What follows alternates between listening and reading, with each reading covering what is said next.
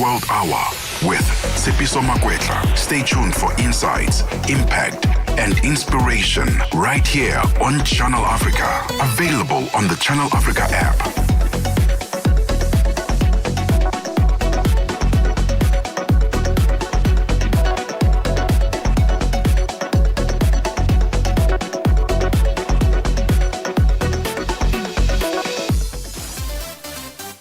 Tsepiso Makwetla winds it down on Africa World Hour, 9 to 10 p.m. And it is exactly 9 p.m., 2100 hours Central African time. A very warm welcome to you. This is Africa World Hour, and we are live streaming on OpenView channel as well as DSTV 802, the audio bouquet. That's where you can find us. And you can also download the SABC Plus app and listen to Africa World Hour on that platform. 60 minutes of the very latest news and developments from the heart of the continent to all corners of the globe. One planet, countless stories. We'd like to hear your perspective as we bring you the voices, the faces, and the perspectives that matter. So do let us know what your thoughts are on some of the stories that we're covering. For now, let's start with our top story this hour. 1 hour, one continent, one voice. Africa World Hour with Tsepiso Makwetla on Channel Africa, the African perspective. Now, at a minute past 9, let's start with this. South Africa's African National Congress Party's National Executive Committee calling on its members to lead the charge in submitting themselves to lifestyle audits, stating really that it should start with the president. This was one of the resolutions taken at last weekend's meeting at the party's top leadership. The call comes in the wake of efforts to renew the organization and government as a whole. ANC Secretary General Fikile Mbalula has more. The president leading the executive must start ensuring that lifestyle audits apply across in the civil service. But you cannot enforce a lifestyle audit in a department if you are a political leader and yet yourself you have not undergone lifestyle audits. So for us, as the ANC, lifestyle audits start with the president and all cabinet, and at the same time, in all the provinces. This must be undertaken. Victims of the late American sex offender Jeffrey Epstein have welcomed Congress passing legislation that aims to force the Justice Department to release documents from its criminal investigation into him. President Trump now says he'll sign the bill into law as soon as he gets it. The BBC's Sean Dilley reports. For weeks, President Trump resisted lending his call to Republican lawmakers to back the release of a trove of Jeffrey Epstein's documents held by the government. Mr. Trump said the move was a distraction led by the Democrats. But on the eve of the vote, he urged his party's members to back the Epstein Files Transparency Bill, even though he could have used his executive power to order the release at any time. Now he says he will sign off on the bill as soon as it hits his desk. Survivors of Jeffrey Epstein have welcomed the news that will see most documents published within the next 30 days.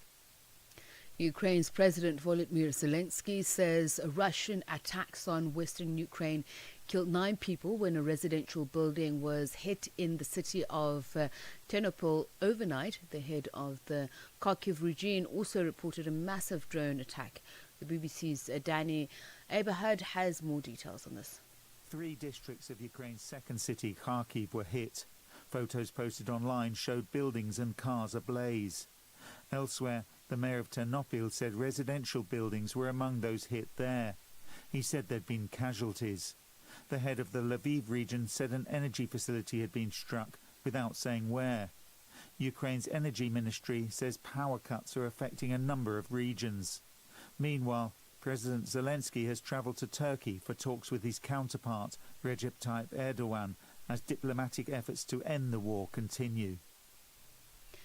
And the chief executive of the South Korean firm Hyundai says the White House phoned him personally to apologize for an immigration raid at a factory in the U.S. in the state of Georgia in September. Jose Munoz was speaking at a conference in Singapore. The BBC's Nick Marsh was there. The images of hundreds of South Koreans shackled on the factory floor and then detained for a week prompted shock and confusion in Seoul. The skilled workers had been sent to help set up a new factory in Georgia, an investment applauded by Donald Trump. But immigration and customs enforcement accused them of having entered the country illegally. Shortly after the raid, Mr. Trump said he hadn't authorized it. But if confirmed, the fact that the White House and the governor of Georgia phoned Jose Munoz directly to apologize suggests an even greater degree of embarrassment. And finally, the Smart Tourism Visitor Information Centre has officially been launched at OR Tambo International Airport in Gauteng.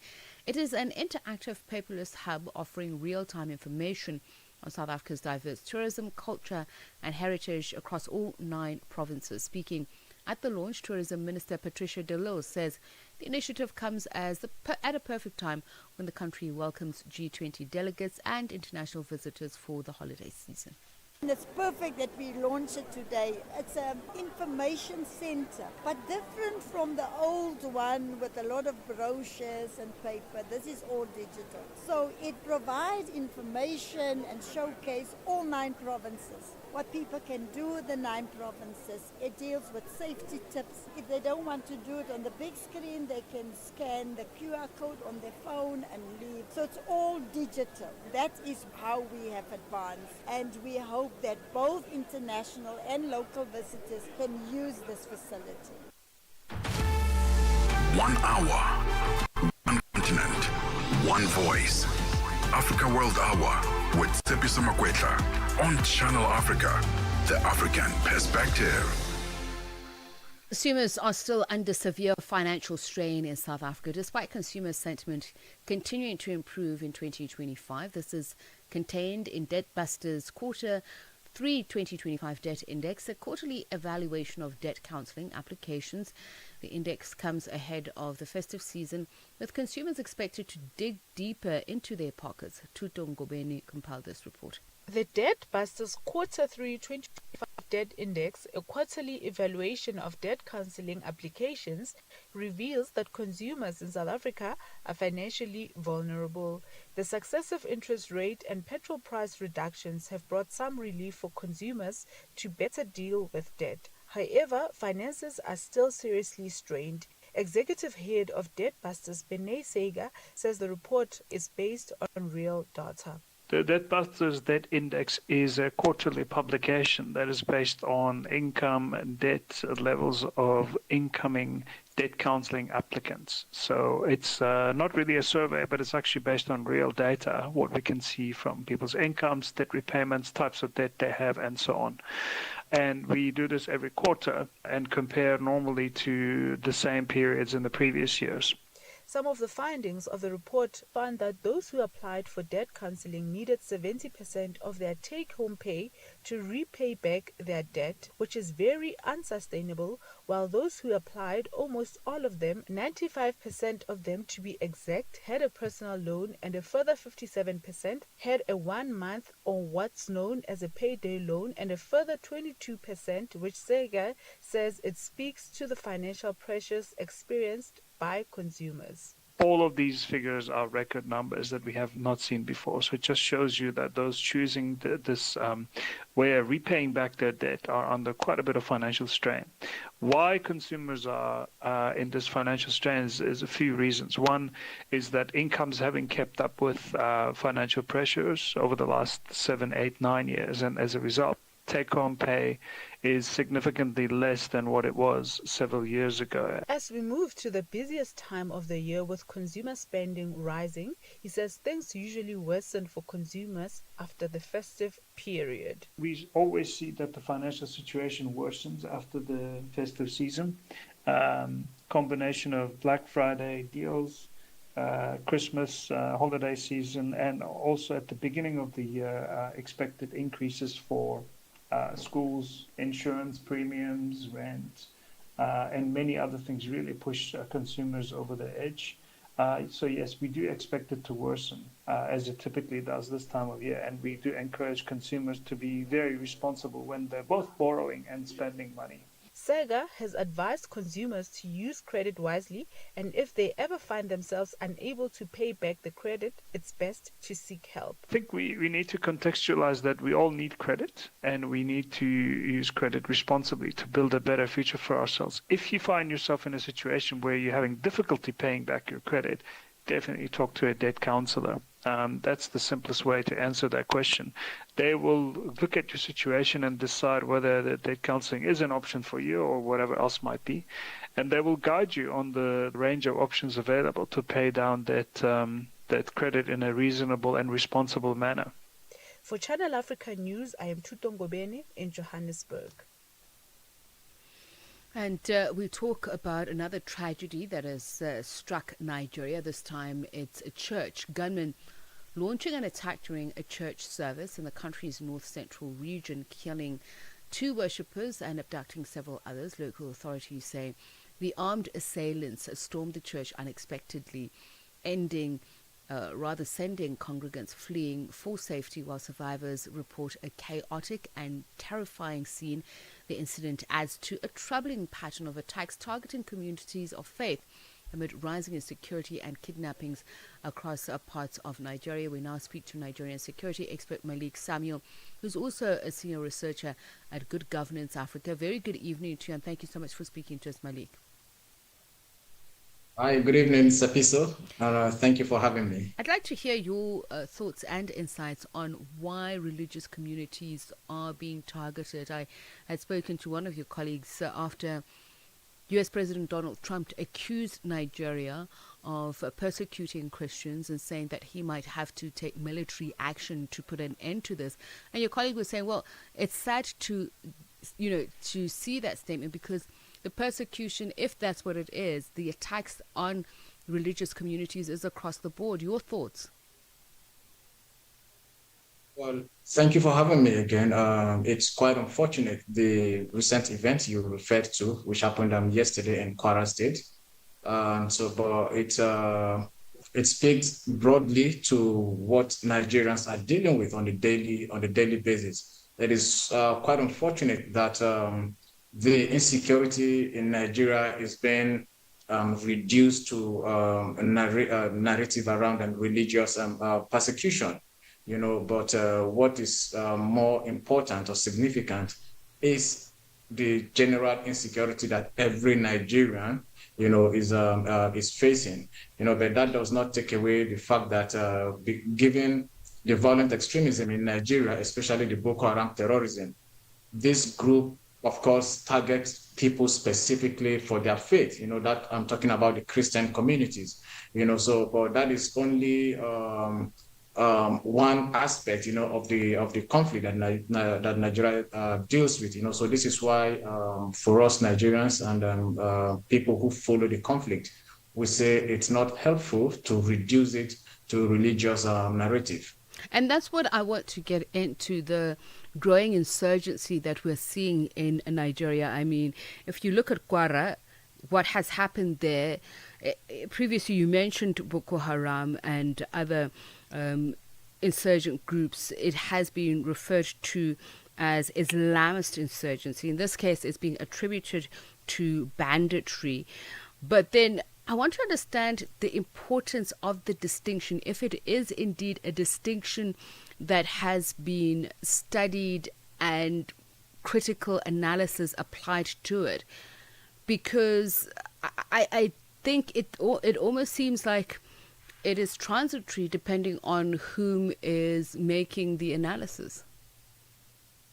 Yeah, you're absolutely correct, because it's always important, to distinguish the actors, the perpetrators of violence, because doing that, not only helps you understand the groups you're dealing with better, but also helps you to channel appropriate responses to them.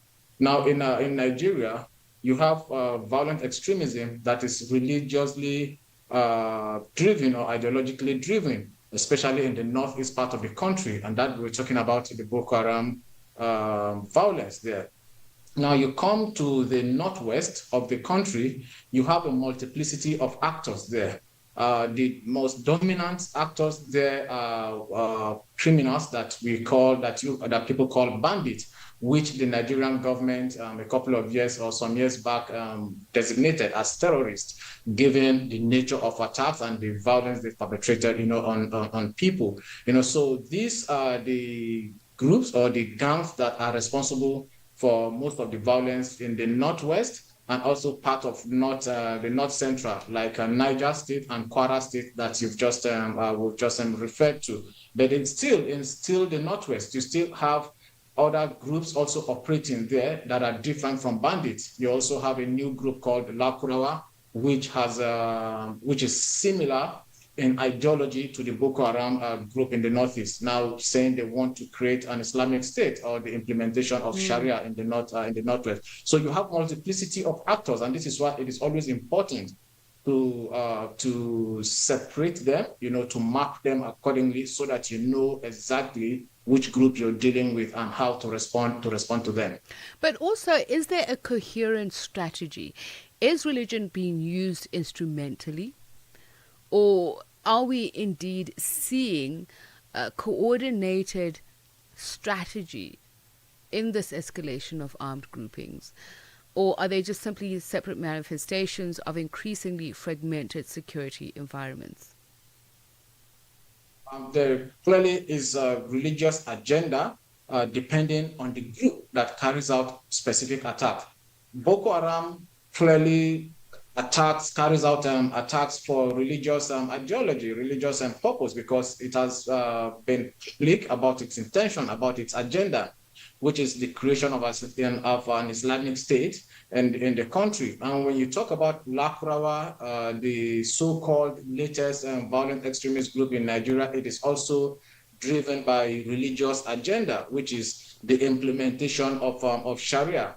But when you look at the bandits, that we're talking about that dominate the news recently, they are motivated primarily by money, by profit making, which is why a lot of them engage in kidnapping for ransom. And as researchers, we've had interviews with some of these groups, especially the bandits groups, and they've been very, very clear that they are not interested in any religious ideology or any jihad in the country. They are purely interested in profiteering, and so this is why it is always important, to differentiate. But again, what this is showing, that you have this different violence, these different attacks by different actors in the country, clearly shows the failure, of the state. I'm talking about the government of Nigeria to deal with this situation. This is why we're seeing escalation.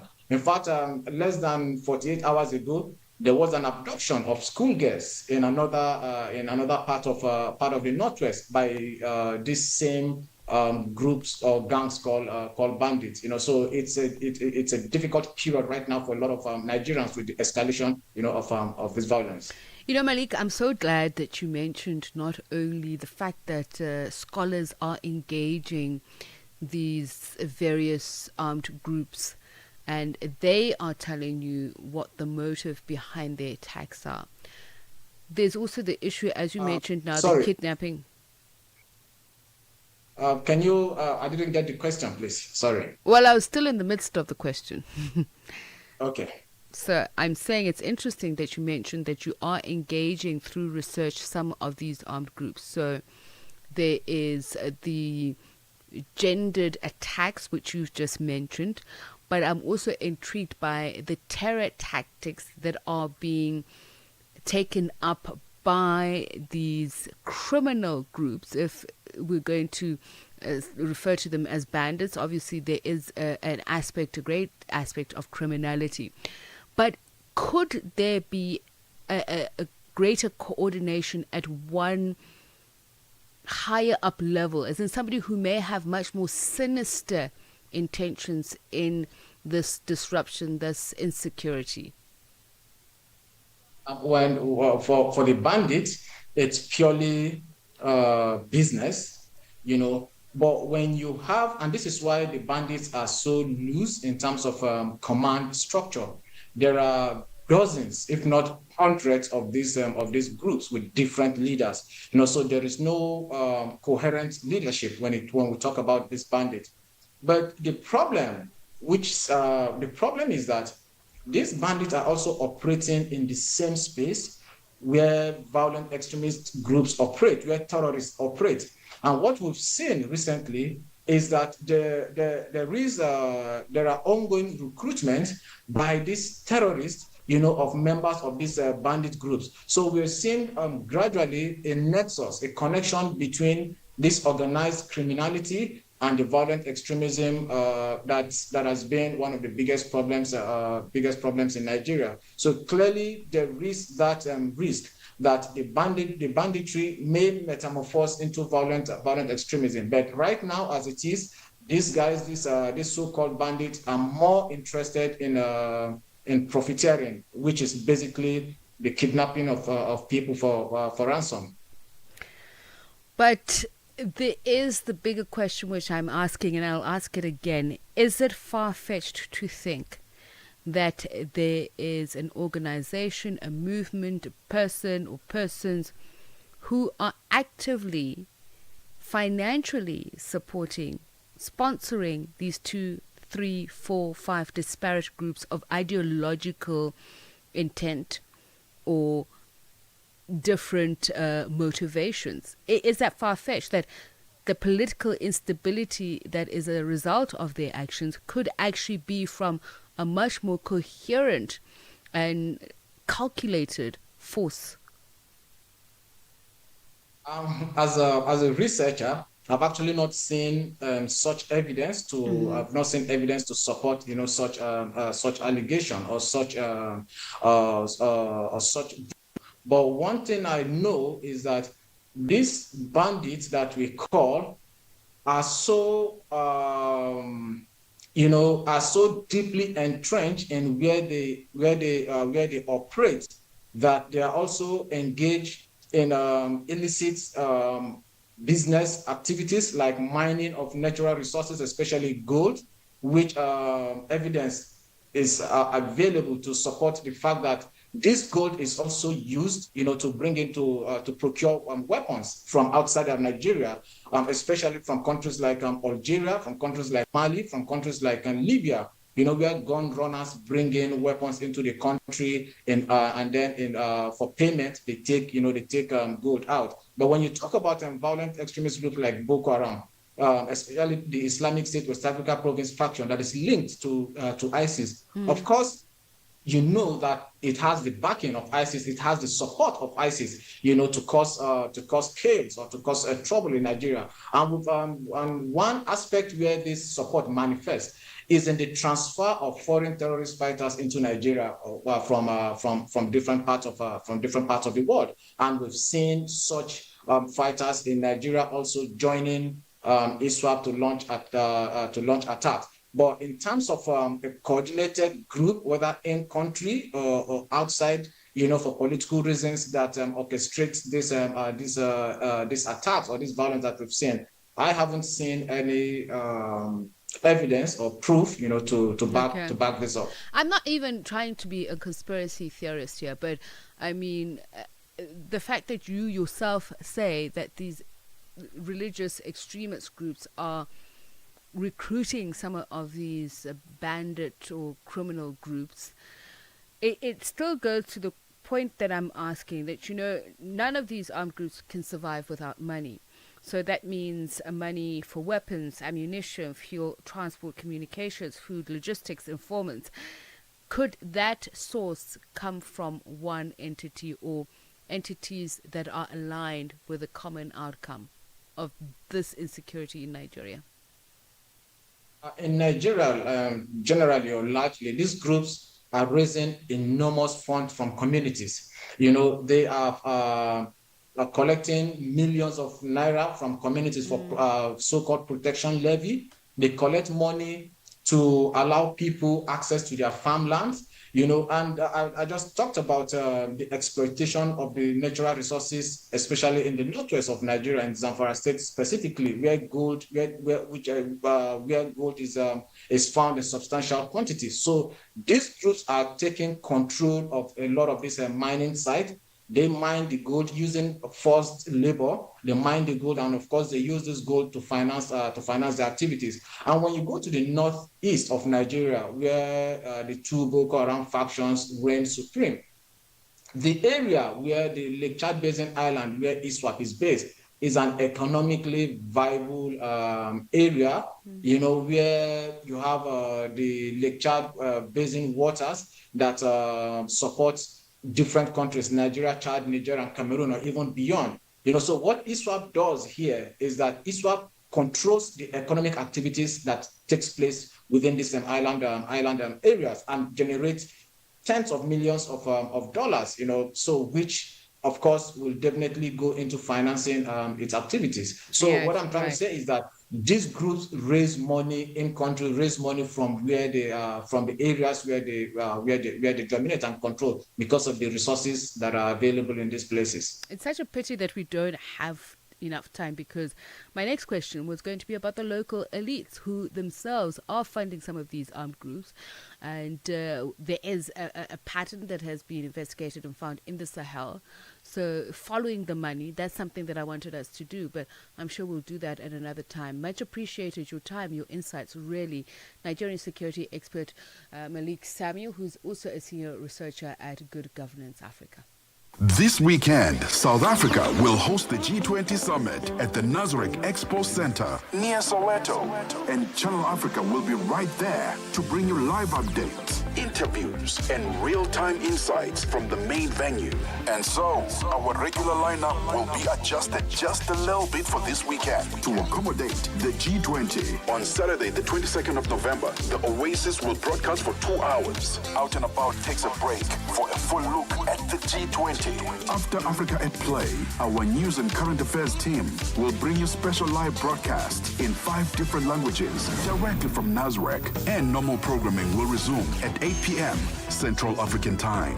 And then on Sunday, the 23rd of November, the Oasis will also broadcast for 2 hours. Tech Africa steps aside for our news and current affairs teams to bring you special live broadcasts in 5 different languages. Then, Planting the Seed resumes from 1 p.m. till 2 p.m. Central African Time. Channel Africa, your window to the continent, connecting you to the world in an African perspective.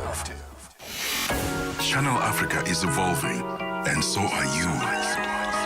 Stay connected wherever you are with our brand new website and mobile app. Stream your favorite shows, catch up on African news, culture, and conversations, all at your fingertips. Africa is just a tap away. Your world, your stories, now on the go. Stay connected wherever you are. Visit channelafrica.co.za or download the Channel Africa app today. Channel Africa, the African perspective. At the forefront, the most pressing issues on Africa World Hour with Tsepiso Makwetla. Channel Africa. And we continue with analysis on news and current affairs across the continent and the globe and some of the developing stories. Here's one.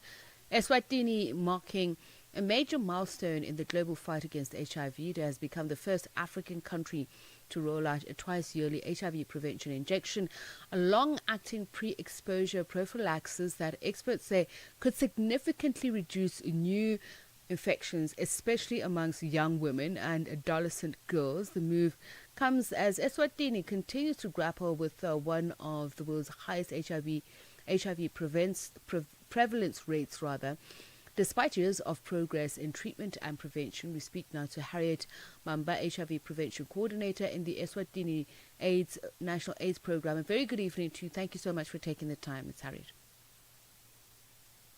Good evening, viewers, and good evening to you. Let's just first start with a snapshot of Eswatini, as I mentioned, first African country to be able to introduce this drug. But most importantly, what were the statistics before, and how have they improved? What made them improve, and how is this introduction of this drug going to help improve the situation? Okay, thank you so much, Tsepiso. We all know that Eswatini is one country that has got a high prevalence when it comes to issues of HIV. However, the country has made great strides in terms of achieving the 95 UN targets. And however, as much as we have achieved the 95 targets, when now we are reviewing our data, we noted that some subpopulations are still lagging in terms of achieving the 95s. And we noted that there was some population that were having a high number of new HIV infections amongst them. So we felt like when now we adopt the Lenacapavir, that is going to help the country to make sure that the epidemic it comes to an halt, or it is being controlled in the country. And since we noted that the WHO, they had already approved the use of the LAN. So we felt as a country that is going to help us, and we know Eswatini has already been providing other biomedical interventions that were aiming at preventing HIV amongst our subpopulation. So we already have CAP LAA, and we have got oral PrEP, we have got the vaginal ring. And we felt like this is an opportune time to improve our coverage for HIV prevention, especially amongst our young people and our key population. As our NSF highly recommend that we need to prioritize these subpopulations. And let's just spell it out to our viewers, to our listeners, what key populations are, and also talk about the prevalence rates amongst young women, to understand, to really situate what the major causes are, because we know that a lot of the time when the statistics are being given, we're not given the backstory of why there's a high prevalence rate amongst particularly young women. You know, young women, they're vulnerable. One of the reasons is that as a young person, you're not even able to negotiate for a safer sex. So even when we are looking at the condom use among the young people, our mix reported that the condom use was very low amongst these young people. And again, we know that with the economic decline, there are issues around intergenerational sex for amongst the young people. And the fact that with our key population, there are people that are at risk of getting HIV, yet we still have got issues around stigma. And sometimes the issues of young girls, sometimes they get scared of going to facility because of, again, fearing that once you go to the facility already, maybe seeking for HIV prevention, people, they already label you as not having good morals. Mm. And the key populations, back to that question, who do you categorize as key populations? Yes, we do have category for key population. We have got our females, we have got female sex workers. We have got men having sex with men. We have got people who use or who inject drugs. We have got men having sex with men. We have got transgenders.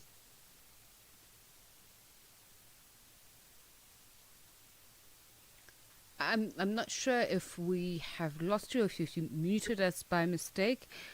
Could you please repeat that? Men having sex with men, sex workers.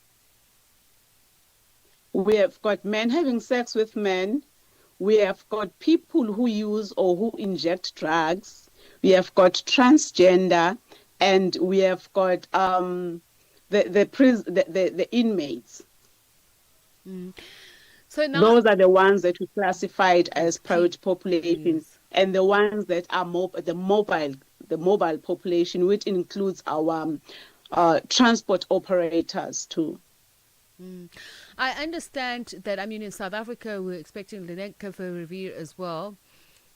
The question has always been, given the dosage that we're going to get, the number of shots that we're going to get, the question will be who will get them first. So the population differences between Swaziland and South Africa are obviously quite significant. So in Swaziland, has that discussion being had, particularly as you mentioned these key populations, and most specifically young women whom you say are vulnerable? I think you are talking to the rollout plan so that we make sure Yes. that the injection is available for everyone. Okay, thank you on that one. As a country, the doses that we have received, we noted that if we go full scale, we are not going to be able not everyone is going to be able to get that injection. So what we decided on was to use the phase-out approach, such that we're able to select 5 facilities. There is a private facility, there is a mission facility, and the government facilities. So as of the 1st of December, we'll be launching LAN in 5 facilities in the country. And we are hoping in those facilities, while we are giving the LAN, we are still going to learn the challenges that the country might be experiencing. And we are hoping that in January, we are still going to be able to get a consignment from PEPFAR that has promised the government that are going to assist us with the procurement. And our plan is that if we get that consignment, we'll be able to, at least per quarter, we'll be able to add some facilities such that by 2027, we are hoping that we'll be able to cover majority of our facilities. Otherwise, we're not going to go out on full scale. We just want to use the phase-out approach. Thank you. So the WHO approving the rollout of lenacapavir in July, but the United States was very clear about the number of doses that it was going to at least distribute worldwide. So that's up to 10 countries. I want to look at what has been promised to Swaziland in terms of the demand of the drug. And is it something that is wholly between the United States and Swaziland, to your knowledge, if you have any knowledge of this? Maybe in terms of the dosages, I'm not going to maybe respond on that one. But what we have planned as government, we know that for Eswatini, over 95% of ARVs are being bought by the government. So that is what we have discussed with our directorate to say once maybe the consignment that is coming from the donors has come to an end, the government is going to chip in, and they're going to be the ones that are going to be procuring for the people of Eswatini. All right. We thank you so much for your time. Really much appreciated. That is Harriet Mamba, HIV Prevention Coordinator in Eswatini's National AIDS Program. It brings the time to 22 minutes to 10. The world is watching Johannesburg. Leaders from the planet's biggest economies gather to make decisions that shape nations, markets, and futures. You already know Channel Africa will be right there, bringing you the conversations, insights, and analysis that matter. The best is yet to come. The G20 Summit from the 22nd to the 23rd of November. As it happens, from an African perspective, stay tuned to Channel Africa and get all the G20 analysis.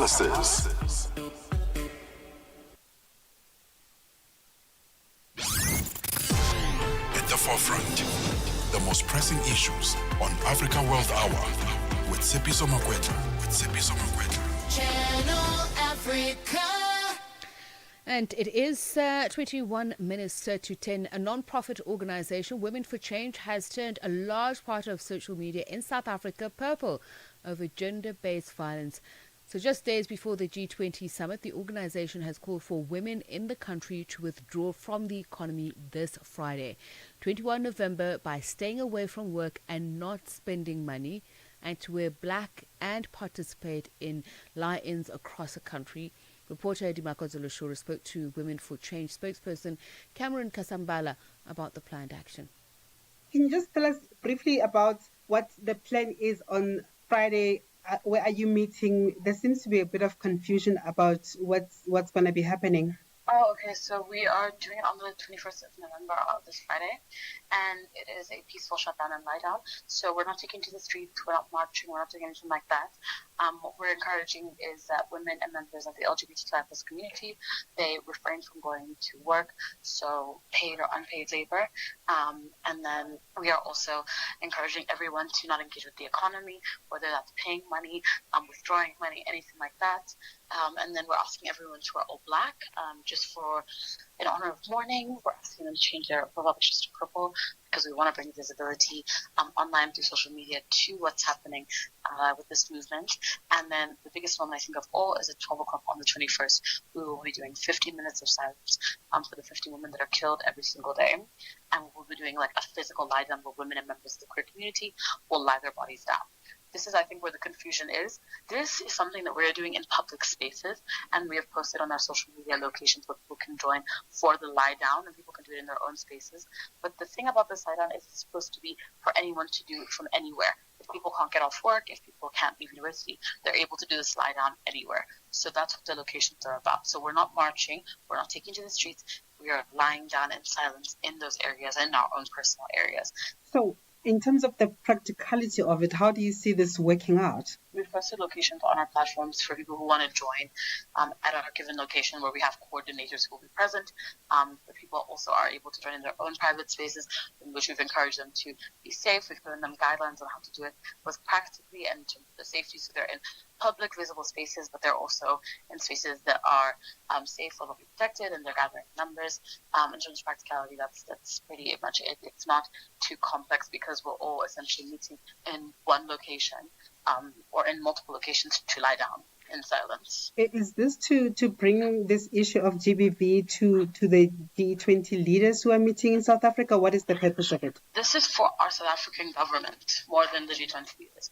The G20 is a moment where we're able to utilize the international attention that we're getting to be able to call out our government and challenge them to address this issue and crisis of gender-based violence and femicide and push for them to declare it a national disaster. Yeah. And how has this been received? And do you think that government is responsive to any of these efforts? Because obviously this has been an ongoing issue for so many years and seems to be getting worse. No, it definitely has been getting worse. And I think what's happening for us that we're seeing is that there is no response. I mean, our petition has had over 1 million signatures.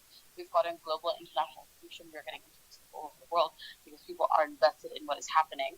And engaging in what we're doing. So it's become like quite a big movement. And then in terms of the government's response, we have gotten a response because we are now seeing quite a quick reaction. Initially, they've been quiet for several months, but now they're calling us in to have meetings to discuss this issue.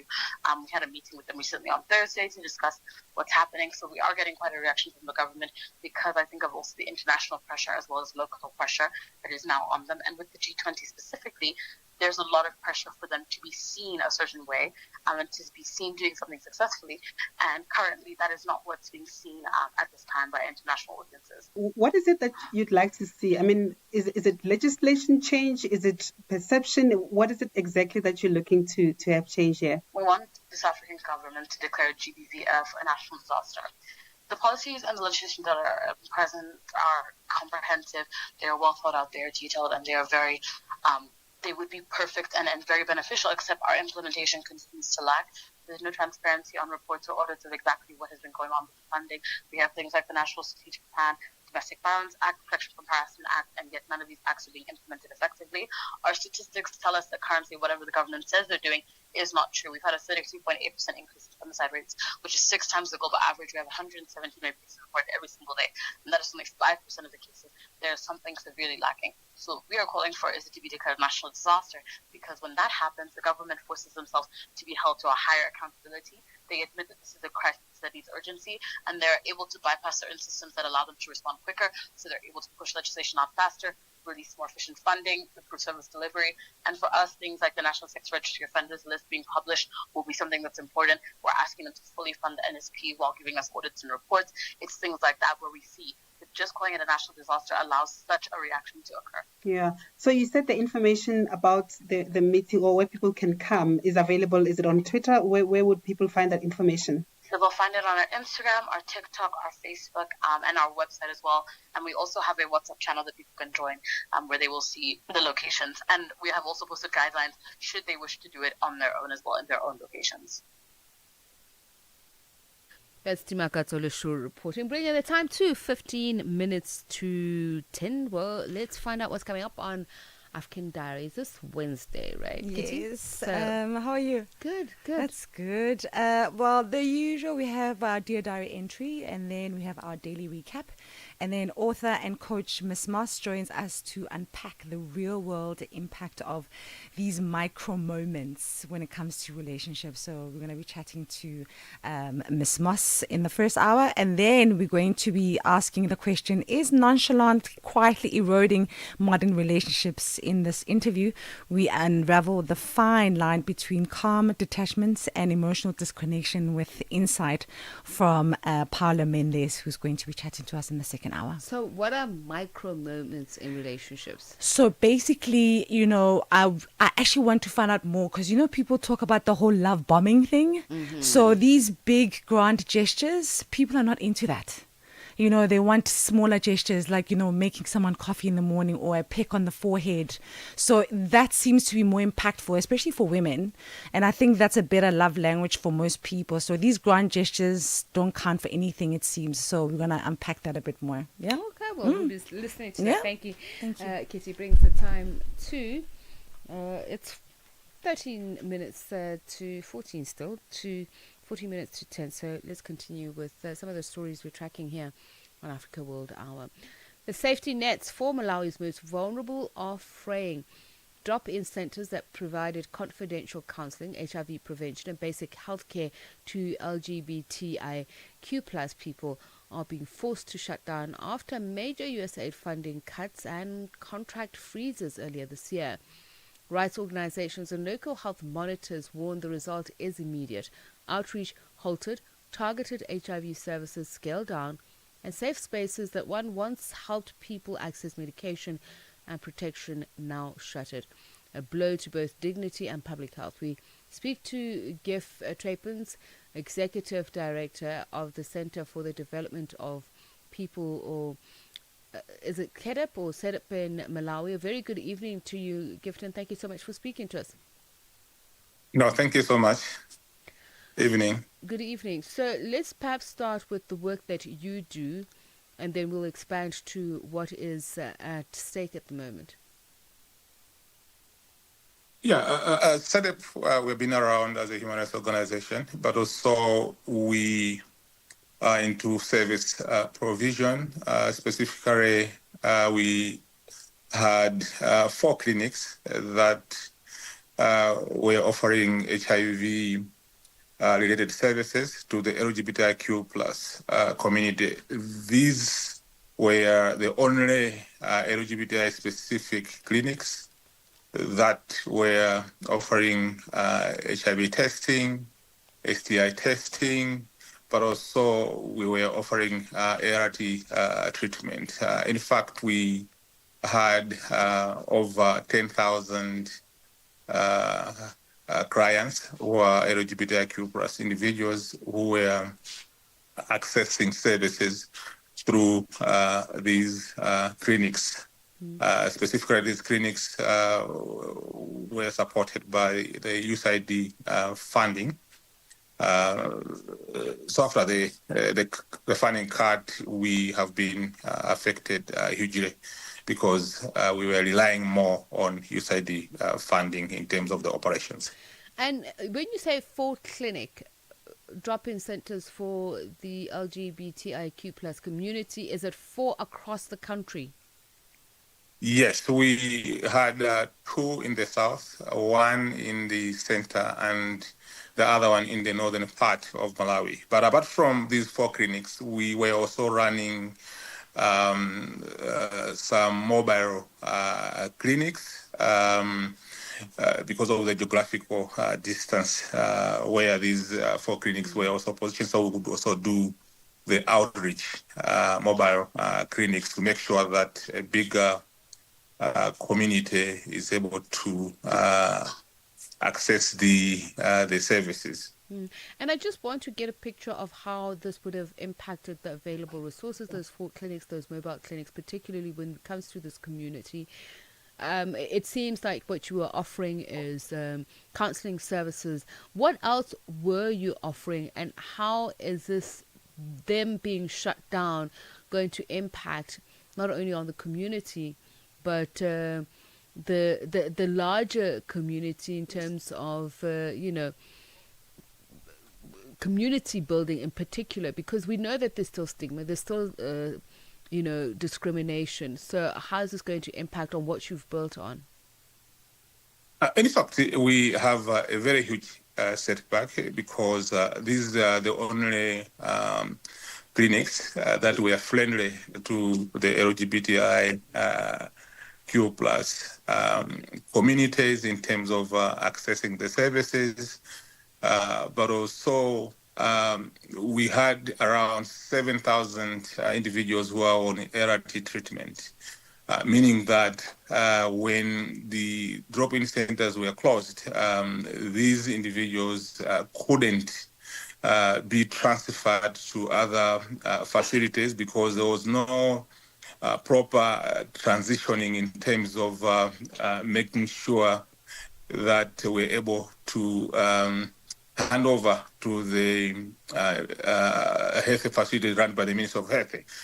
But also the issue of stigma and discrimination is also huge in the mainstreaming health facilities because they are not trained specifically to handle LGBTIQ plus individuals who are accessing ART treatment or who are accessing HIV-related services. So it has been a huge setback in Malawi, but also the communities, the LGBT community has high HIV prevalence. As we are talking now, we have increase in terms of the HIV rate amongst these communities, but also the issue of safe spaces are not there because we are also relying on these clinics as safe spaces where people could also access mental health counseling, apart from the HIV testing, but also they could also use these spaces for mental health counseling, including we were also able to offer some violence whenever these communities are being experiencing violence in their communities. And these closures have also affected the community that is HIV AIDS positive. What has been the impact on them, and was there prior communication when there was notice from USAID, PEPFAR, etc., to just say that there is going to be funding cuts? Because it seems that some of those centers, institutions that were receiving funding themselves were caught off guard. Yeah, that's true. I think the message just came so abruptly in terms of not being prepared for the actual transitioning. We were just told that stop working, meaning that everyone was worried, including the communities that we serve. We did prepare the clients in terms of refills, in terms of the actual transitioning. There was panic for everyone because we had also to stop the workers from going to these clinics. Yeah, so we had no time to prepare our communities, but also we had no time as service providers, to make sure that we have cushioning to make sure that we are not losing people who are on treatment. As we are talking now, I think we can't trace 90% of those people who were on treatment because the handing over was not there because we were just told stop, close the clinics. So what disruptions have you seen? What has been reported in terms of treatment outcomes? I think the first big issue is that I think is the issue of negative, perception from the service providers, because the message that I think went there, it is as if that key populations or the LGBT community are not important to access health services.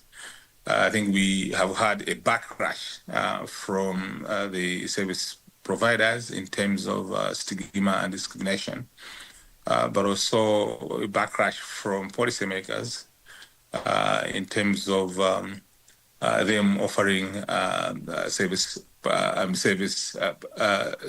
to these communities. The funding cut affected not only the LGBTQ plus communities, but also other, sectors, including women, children, meaning that the government had to prioritize which populations should be saved. So we have had challenges in terms of having discussions with the government, ministries or departments to make sure that the LGBT communities are able to access services. We have seen that resistance in terms of trying to get resources to train the service providers from the Ministry of Health who are not sensitive to the LGBT specific needs when it comes to HIV related health service. So we need more investment in this area to make sure that we prepare the facilities for the LGBTI community to be accessing services. But in general, though, it is just about ensuring that while key populations are affected, that we prevent deaths, because that is the greatest specter that we are facing in the health community. And thus the suggestion of domestic resource mobilization, ring fencing funding. But the question is there an appetite? Because from what you're saying, it seems that while there is awareness, there's either not speed in addressing the matter or clarity on what government is going to do to fill those gaps. Yeah, I mean, to say the fact there is no, enough time, or there is no agency in terms of responding to the needs. Even when you talk about domestic financing, our health budgets are not funded according to the Abuja Declaration, 15%. Most of the time, the funding that goes to the health sector is below 90%, in this case for this fiscal year. So in terms of the resources, domestic resources, we are still struggling. So as civil society, we have also been pushing for the government maybe to have alternative in terms of resource mobilizations, maybe introducing some specific levies, either from alcohol or even fuel levy, to make sure that these resources are put or are directed to the health sector. But as of now, we are in a crisis, if I may use that, because we don't have services that are comprehensive enough going towards the LGBTIQ plus communities. I think it's a crisis on our part. And public-private partnerships that are in existence, could they assist in stemming the impact of the funding cuts? I think the issue of private partnership hasn't been comprehensive enough because I think there is no specific policy to guide that the social corporate responsibility. And most of the service provision has been offered by the government. Very few cases where the private sector comes to intervene. I think it's an area that we need to explore as a country in terms of having some specific policies that can woo the private sector to support the healthy sector. But at the moment, I think what we need is a robust, comprehensive policy on corporate social responsibility of these companies. But as of now, I think we don't have that partnership in terms of HIV-related interventions. Okay, we're going to end it here with you, unfortunately, but thank you so much. Gift Trepans is Executive Director of the Center for Development of People, CEDEP, in Malawi, speaking to us about the situation there as a result of the funding cuts. It brings the time to exactly 10 o'clock. That's it from Africa World Hour. Thank you so much for joining us. Up next is African Diaries. 1 hour, one continent, one voice. Africa World Hour with Tsepiso Makwetla on Channel Africa, the African perspective. Conversations that touch the heart and inspire change. Here on African Diaries, only on Channel Africa. Join us on www.channel